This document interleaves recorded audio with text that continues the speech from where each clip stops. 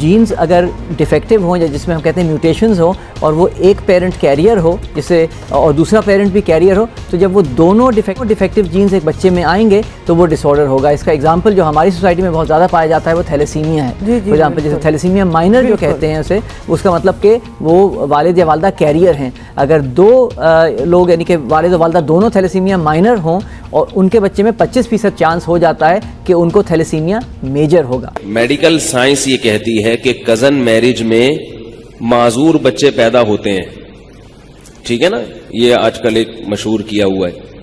پھر بھی میں کہتا ہوں کہ کزن میرج کو رواج بول لو یار, دینا چاہیے. باقی ڈاکٹر ایسا کیوں کہتے ہیں تو کہنے دیں, ڈاکٹروں کہنے دیں, اس سے کیا ہوتا ہے. نسل کا تحفظ اچھی طرح سن لیجئے اور یاد رکھیے, نسل کا تحفظ. شادی کس لیے ہوتی ہے؟ شادی عیاشی کے لیے نہیں ہوتی. میں جو کچھ کہہ رہا ہوں اس کے پس پشت ہمارے سارے مراجع اور سارے علماء کے فتاوی ہیں, اس کو نظر میں رکھ کے میں کہہ رہا ہوں, میری کوئی حیثیت نہیں ہے. زبان میری ہے مگر خیالات انہی حضرات کے ہیں, مسائل انہی حضرات کے ہیں. شادی کیوں ہوتی ہے اسلام میں؟ میں کلکتے گیا ابھی 2 سال پہلے, مسلم پرسنل بورڈ کا جلسہ تھا. جلسہ تو ختم ہو گیا. میرے میزبان تھے ایک اہل سنت کے ایک بزرگ تھے, وہ ہمارے میزبان تھے. میرا خیال 52-55 سال کی ان کی عمر ہوگی. وہ لے گئے, ویل آف فیملی تھی ان کی. میں جا کر بیٹھا, ایک سامنے ادھر وہ بیٹھے, ادھر کرسی میں بیٹھا. یوں ہی میں نے ان سے پوچھ لیا کہ بھائی آپ کے بھائی بہن کتنے ہوں گے؟ کہنے الحمدللہ 52.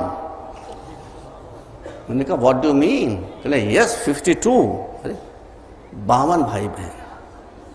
ہمارے فرقے میں ذمہ داری وہاں تو مشکل ہے دوسرے فرقوں میں, لیکن ہمارے یہاں ہمارے فرقے میں اہل بیت کی منطق کے تصدق میں یہ مسئلہ ہے کہ اسلام آپ سے بہتر بچے چاہتا ہے, زیادہ سے زیادہ بچے نہیں چاہتا. کوالٹی کی بات کرتا ہے اسلام. کم بچے پیدا کیجئے, 2 بچے پیدا کیجئے, 1 بچہ پیدا کیجئے, مگر ہیرا. صحت کے اعتبار سے, تعلیم کے اعتبار سے, اخلاق کے اعتبار سے, کردار کے اعتبار سے ہیرا بچہ پیدا کیجئے. صحت مند بچہ پیدا کیجئے. جہاں کہیں گڑبڑ ہوتی ہے وہاں آپ کی جہالت کو دخل ہوتا ہے, معاف کیجئے گا, میری جہالت کو دخل ہوتا ہے. بچے ریٹارڈڈ پیدا ہوتے ہیں. ہاں اللہ میں نے کیا ظلم کیا. وہ تو ظلم کرنے کے لیے بیٹھے ہی ہیں, ان کو ظلم کرنے کے علاوہ کوئی دوسرا کام ہی نہیں ہے. یہ دیکھیے یہ بچے کا ایک ہاتھ غائب ہو گیا. دیکھیں میں نے ایسے بچے ایک ہاتھ غائب ہو گیا. دیکھیے بچہ کیسا پیدا ہوا ہے, ٹانگ جو اس کی ٹیڑھی ہو گئی. اس بچے کا کیا قصور تھا؟ ارے بچے کا قصور کون ہے؟ کہہ رہا ہے بچہ کا قصور ہے. قصور تو آپ کا ہے. یہ بات جہاں تک میری آواز آ رہی ہے آپ نوٹ کر لیجئے. میں مجلسوں کو حالات حاضرات سے کاٹ نہیں سکتا ہوں کسی بھی قیمت کے اوپر. یہ بچے جو آپ کے ریٹارڈڈ پیدا ہوتے ہیں, کہیں پر ان کے آرگنز ناقص ہو جاتے ہیں, یہ کیا ہے؟ اب میں تفصیل میں نہیں جاؤں گا, کسی ڈاکٹر سے پوچھ لیجئے. بس میں تو آپ کو مسئلہ بتا رہا ہوں. اب جب سائنس نے ہم کو یہ سہولت دے دی ہے, یہ بچے جب آپ اپنے قریبی رشتہ داروں میں شادیاں کریں گے تو یہ پرابلمز آ سکتی ہیں. اس کو میڈیکل اصطلاح میں جینیٹک پرابلم کہتے ہیں. تو یا تو آپ اپنے عزیزوں میں برادری میں شادی نہ کریں, اور اگر شادی کرنا چاہتے ہیں تو پہلے جینیٹک میپنگ کرا لیجئے. سمجھ لیجئے, جینیٹک میپنگ ڈاکٹر سے, اچھے ہوشیار ڈاکٹر اسپتال میں جا کے کرا لیجئے, تاکہ اگر کوئی جینیٹک پرابلم ہے تو اس کا ازالہ پہلے ہو جائے, بعد میں آپ شادی کریں, تاکہ بچے ناقص نہ پیدا ہوں. سمجھ لیں؟ تو یہ ہے مسئلہ جان کا. اور جان کے بعد نسلوں کا تحفظ. جو بچہ آپ کی گود میں آتا ہے یہ اللہ کی طرف سے ایک امانت ہے. میں نے عرصیہ کسی مجلس میں کہ اسلام میں شادی کی غرض صرف یہ ہے کہ جب 50 برس 60 برس 70 80 برس کے بعد شادی کے آپ دنیا سے جانے لگیں تو جو نسل چھوڑ کر آپ جا رہے ہیں وہ آپ سے بہتر ہو. تعلیم کے اعتبار سے, اخلاق کے اعتبار سے, کردار کے اعتبار سے, صحت کے اعتبار سے, ہر لحاظ سے آپ سے بہتر ہو, تب یہ اسلامی شادی کہیں گے. آپ اسی لیے اہل بیت کے کردار میں ملاحظہ فرما لیں. اگر شوہر علی کا ایسا ہے اور بی بی فاطمہ کی ایسی ہے، پاک و پاکیزہ، ایک مرتبہ صلوات بھیجیں آپ.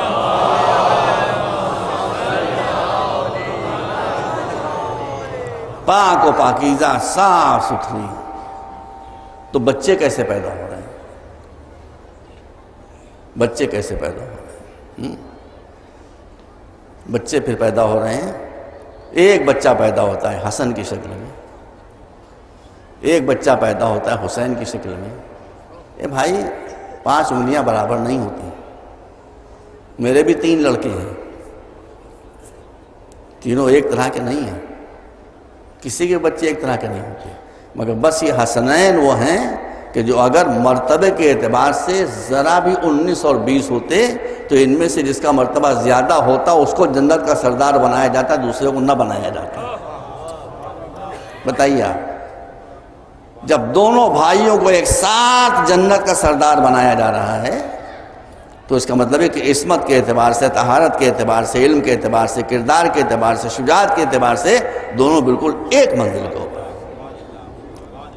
جو مرتبہ حسن کا ہے وہی مرتبہ حسین کا ہے، جو مرتبہ حسین کا ہے وہی مرتبہ حسن کا ہے.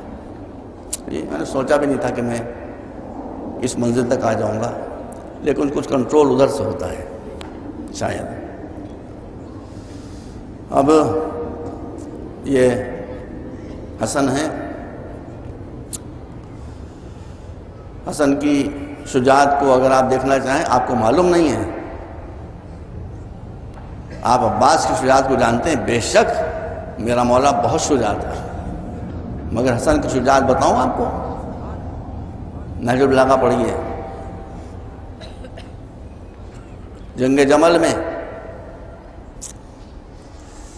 جب لشکر میں دونوں طرف جنگ چھڑ گئی تو مولا نے اپنے فرزند حضرت محمد ابن حنفیہ کو علم دیا، کہا بیٹا لشکر پر حملہ کر.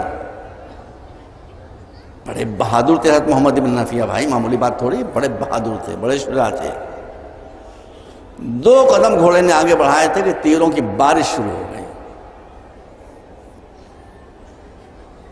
شہزادے قدم رک گئے. مولانا نے پوچھا کیوں رکے؟ کہا بابا ذرا تیروں کی بارش کم ہو تو آگے بڑھتا ہوں، ذرا تیروں کی بارش کم ہو. مولانا نے کہا کہ راہ الہی میں جہاد کرنے والے تیروں کی پرواہ نہیں کرتے، آگے بڑھے. آگے بڑھے، تیروں کی بارش اور تیز ہو گئی. پھر تھوڑا رکے، کہا بیٹا آپ کیا ہوا؟ کہا بابا اور تیز ہو گئی بارش، ابھی بڑھتا ہوں. پھر علی کو پھر آگے بڑھے، اور تیز ہو گئی بارش. کہا آپ کیوں رکے؟ کہا بابا آپ تو تیر بارش کی طرح سے آ رہے ہیں، دکھائی نہیں دے رہا ہے کچھ، ابھی آگے بڑھتا ہوں. بس یہ سننا تھا کہ علی آگے بڑھے. الٹی تلوار ہرکے سے پشت کے اوپر ماری اور کہا کہ محمد بن حنفیہ یہ ذرا سی جو کمزوری آئی ہے یہ ماں کے دودھ کا اثر ہے. بس اتنی بات، غیرت دار بچہ تھا، جوان تھا. بس بفر گئے، حملہ کیا. ایک حملہ، دوسرا حملہ، تیسرا حملہ، زبردست حملوں پر حملے، اور چاہتے ہیں کہ اونٹ تک پہنچ جائیں کیونکہ وہی فساد کی جڑ تھا. نہیں پہنچ سکے. 60 حملے کیے، 60. تاریخ کو پڑھیے. اس میں جو مولانا نے نصیحت کی ہے محمد ابن حنفیہ کو، نہج البلاغہ میں موجود ہیں، وقت نہیں کہ اسے میں عرض کروں. 60 حملے کیے محمد ابن حنفیہ نے، اور پلٹ کر آ کر اپنی منزل پر کھڑے ہو گئے. جمل تک، ناقے تک، اونٹ تک نہیں پہنچ سکے. اب امام حسن آگے بڑھے اور بھائی کے ہاتھ سے نیزہ لے لیا. بھائی کے ہاتھ سے نیزہ لے لیا. نیزہ لینے کے بعد یہ علی کے، یہ فاطمہ کا دودھ ہے بھائی، یہ ام المؤمنین کا، یہ ان کی حضرت محمد بن حنفیہ کی والدہ کا تھوڑی دودھ ہے. امام حسن نے جو حملہ کیا تو پہلے ہی حملے میں صفوں کو الٹتے ہوئے سیدھے اونٹ تک پہنچ گئے، اور جانے بعد اونٹ کو نیزہ مارا اور وہ بلبلا کے بیٹھا اور جنگ فتح ہوئی. تو حسن شجاعت میں کم نہیں تھے، مگر میں نے ایک مجلس میں عرض کیا تھا کہ جسم کی طاقت کا نام شجاعت نہیں ہے، نفس پر کنٹرول.